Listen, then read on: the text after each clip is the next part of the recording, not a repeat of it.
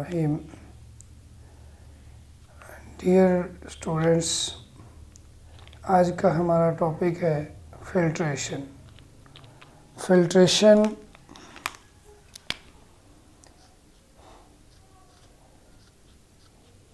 एक प्रोसेस है, एक फिनोमेना है जिसमें हम इनसॉल्युबल मटेरियल को सेपरेट करते हैं from soluble material depending upon the size of the particle. हम इसके लिए कोई एक फ़िल्टर मीडियम यूज़ करते हैं। ठीक है जी। तो एक प्रोसेस है, एक फिनोमेना है सेपरेशन का। किस चीज़ की सेपरेशन है? इनसॉल्युबल मटेरियल, इनसॉल्युबल पार्टिकल्स या मटेरियल जिसको हमने सेपरेट करना होता है फ्रॉम सॉल्युबल मटेरियल। तो एक्चुअली ये दो डिफरेंट साइज़ की चीज़ें होंगी, दो डिफरेंट मीडियम की चीज़ें होंगी, जिस तरह आप हेट्रोजेनस कहते हैं। ठीक है। तो इसमें एक चीज़ को आपने सेपरेट करना होता है। जो चीज़ आप सेपरेट कर रहे होते हैं उसके पार्टिकल साइज़ पे बेस करते हुए हम एक मीडियम यूज़ करते हैं वाया या through filter medium. Filter medium जो है वो क्या होता है? आम तौर पे हम लैब्स के अंदर फ़िल्टर पेपर यूज़ करते हैं। फ़िल्टर पेपर डिफरेंट साइज़ के अवेलेबल होते हैं। फ़िल्टर पेपर के थ्रू हम चीज़ों को सेपरेट करते हैं। बड़ा सिंपल सा फिनोमेना है। हमारी डेली लाइफ में इसकी काफ़ी सारी एग्जांपल्स हैं। जैसे हम चाय फ़िल्टर करते हैं तो जो चाय की पत्ती होती है वो सेपरेट कर लेते हैं। इसके अलावा डिफरेंट जो फिल्ट्रेशन फिनोमेना है हमारी डेली लाइफ में मौजूद हैं। अब अगर हम देखें तो जो लैब में हम फिल्ट्रेशन कर रहे होते हैं उसके लिए हम आम तौर पे एक फ़नल यूज़ करते हैं। जो स्पेसिफ़िक टर्म्स इस्तेमाल होती हैं, जो उसमें मटेरियल यूज़ होता है वो ये है कि एक फ़नल है, ये एक सपोर्टिंग मटेरियल होता है जिसकी मदद से हम फिल्ट्रेशन करना चाह रहे हैं। असल जो फ़िल्टर मीडियम होता है वो फ़िल्टर पेपर होता है, वो इसके अंदर लगाया जाता है।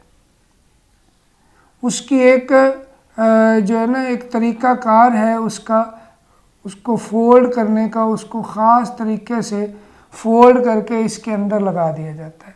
अब जब इसके अंदर लगाते हैं ना तो ये बड़ा आपका एक कह लें कि ज़रा एहतियात से करने वाला काम होता है। एक तो आप फ़नल को थोड़ा साइडों से गीला भी कर सकते हैं। अगर आप ज़्यादा एक्सपर्टीज़ हैं तो आप नहीं भी गीला करेंगे। जब आप सॉल्यूशन जिसको आप फ़िल्टर करना चाहते हैं वहाँ पे इसके अंदर डालेंगे तो ऑटोमेटिकली जो होगा वो गीला हो जाएगा और वो अपने आप दीवारों के साथ चिपक जाएगा। अगर नहीं तो आप पहले से उसको गीला कर लें और फ़िल्टर पेपर को जब आप उसमें लगाएंगे तो वो इसके साथ अटैच हो जाएगा। अब जो भी चीज़ आप फ़िल्टर करना चाहते हैं वो आपके पास सॉल्यूशन है, वो आपके पास कोई रिएजेंट है, कोई दो डिफरेंट, डेफिनेटली उसके अंदर कोई ऐसी चीज़ भी होगी जो हेट्रोजेनस स्टेट में है, जो इनसॉल्युबल फॉर्म में है।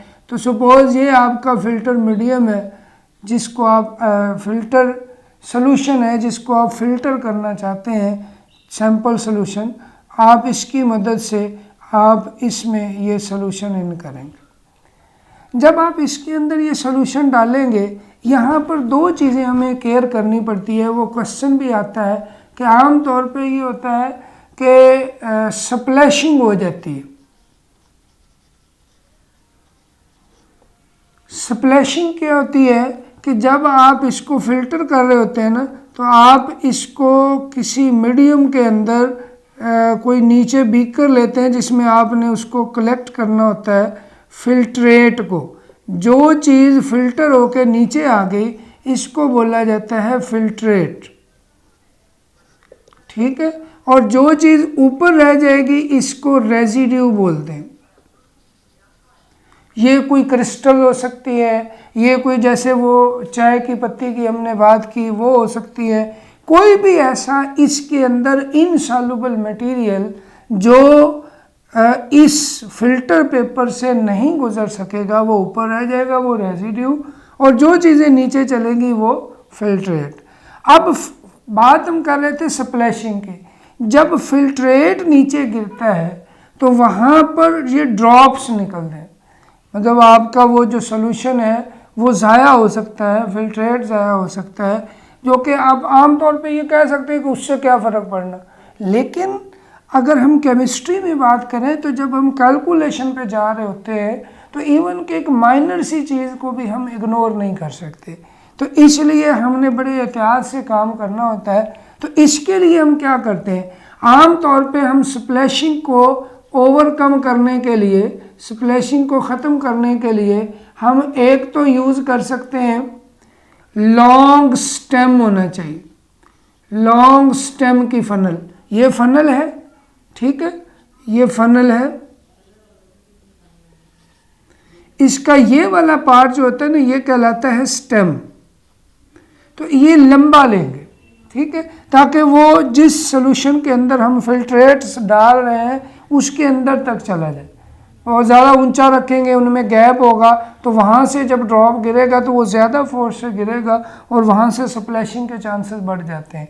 तो इसको ओवरकम करने के लिए, ख़त्म करने के लिए हम लॉन्ग स्टेम लेते हैं। दूसरी चीज़ जो इसको एहतियात के तौर पर हम करेंगे कि ये जो स्टेम है, ये स्टेम, इसको हम टच कर देंगे, touches to walls of beaker.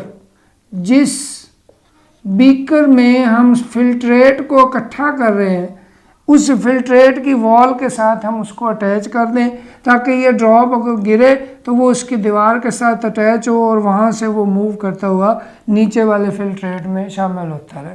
तो ये एक क्वेश्चन भी आया है एक दफ़ा बोर्ड में कि स्प्लैशिंग को हम कैसे ओवरकम कर सकते हैं। एक तो ये है। अब चीज़ें जो है आपके देखने वाली कि फ़िल्टर पेपर किस तरह का होगा। Filter paper different size, pore size, इसके अंदर जो है ना फिल्टर पेपर की जो पहचान है वो उसका पोर साइज होता है, जिसको पोरोसाइट भी बोलते हैं। अब उस पोर साइज पे डिपेंड करेगा कि वो किस किस्म का फिल्टर पेपर है। अब पोर साइज कैसे आप डिटरमिन करेंगे कि आपने कौन सा पोर साइज का पेपर यूज़ करना है, तो वो डिपेंड करता है कि which type of particles you want to separate, उसका साइज क्या है। जो पार्टिकल एज ए रेजिड्यू आप निकालना चाहते हैं, चाहे वो कोई क्रिस्टल है, चाहे वो कोई भी चीज़ है, तो उसको उसका साइज़ क्या है। हमेशा फिल्टर पेपर के पोर का साइज़ उस चीज़ के साइज से कम होना चाहिए, ताकि वो जो चीज़ है वो उसमें से पास ना हो सके। सपोज एक जनरल से मैं आपको ये बता देता हूँ। ये आपका सपोज है फिल्टर पेपर और इसके अंदर ये पोर साइज़ है, ये पोर साइज़ है, ये उसके अंदर मुख्तलिफ पोर्स हैं। उसका एक पार्ट मैंने सपोज इस तरह से ये लिया है।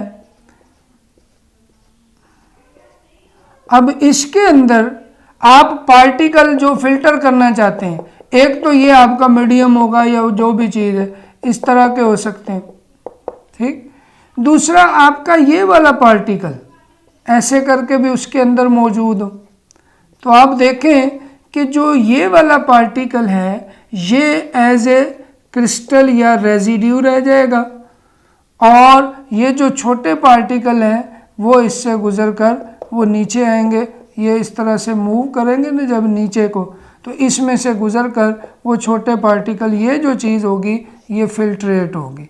अब आप देखें कि कौन सी चीज़ इसमें से गुजरेगी जिनका साइज इस पोर के साइज से बड़ा होगा वो नहीं गुजर सकेगी, और जिसका साइज छोटा होगा वो गुजर जाएगी, वो एज ए फिल्ट्रेट हमारे पास हासिल हो जाएगी। अब इसमें भी हम ये देखते हैं कि ये जो फिल्ट्रेशन प्रोसेस है थ्रू फिल्टर पेपर, ये एक स्लो प्रोसेस होता है, ठीक है। तो इस प्रोसेस की स्पीड बढ़ाने के लिए आम तौर पे हम एक तो ये है कि ये जो फ्लूटेड फिल्टर पेपर यूज़ कर लेते हैं। एक और टर्म हम इस्तेमाल करते हैं जी, फ्लूटेड फिल्टर पेपर। ये एक शॉर्ट क्वेश्चन भी बोर्ड में पूछा जा चुका है, what is fluted filter paper. तो ये क्या है जी, फैन लाइक अरेंजमेंट है। अब फैन कौन सा फैन है जी, जो हैंड फैन होता है ना, जिसको आप ऐसे खोल भी लेते हैं, ऐसे बंद भी कर लेते हैं, वो खोल के आप उससे जो है वो हवा ले रहे होते हैं। इसी तरह जो ये नोट होते हैं, बाद दफ़ा उसकी फोल्डिंग इस तरह से कर ली जाती है। मतलब ये है ना, तो इसके अंदर ये मैनी एलिवेशन होती हैं। ऐसे करके ना इसको फोल्ड किया जाता है कि इसमें ये हर लाइन जो है वो इस तरह से वो ये फोल्ड हुआ होता है। अब इसको अगर आप फिल्टर पेपर में लगाते हैं तो ये इसके अंदर मैनी एलिवेशंस एंड डिप्रेशंस होते हैं। एलिवेशंस एंड डिप्रेशंस क्या हैं जी, उसमें जो उतार चढ़ाव है, जो फोल्डिंग सी है वो है। और जब आप इसको इस फिल्टर पेपर में लगाएंगे तो इससे रेट ऑफ जो फिल्ट्रेशन है वो इंक्रीज हो जाता है। डेफिनेटली ज़्यादा सरफेस एरिया अवेलेबल होता है। मतलब आप देखें ना, जो इसके अंदर आप फोल्ड करके लगाएंगे फनल पेपर के अंदर या तो वो 4 फोल्ड का होता है, आमतौर पे उसको जो हम यूज़ करते हैं वो 4 फोल्ड होते हैं। 4 फोल्ड बनाते हैं जिसमें से 3 जो है वो एक साइड पे होते हैं और एक साइड पे होता है, इसके अंदर लगा लेते हैं। तो वो जस्ट फिल्टर पेपर का आधा हिस्सा जो है वो फिल्टर कर रहा होता है। लेकिन अगर आप फ्लूटेड फिल्टर पेपर यूज़ करेंगे तो इसमें जितना उसका सरफेस एरिया बनता है वो सारा का सारा फिल्ट्रेशन में हिस्सा लेता है, जिसकी वजह से उसका जो है वो ये इंक्रीज हो जाता है रेट ऑफ फिल्ट्रेशन।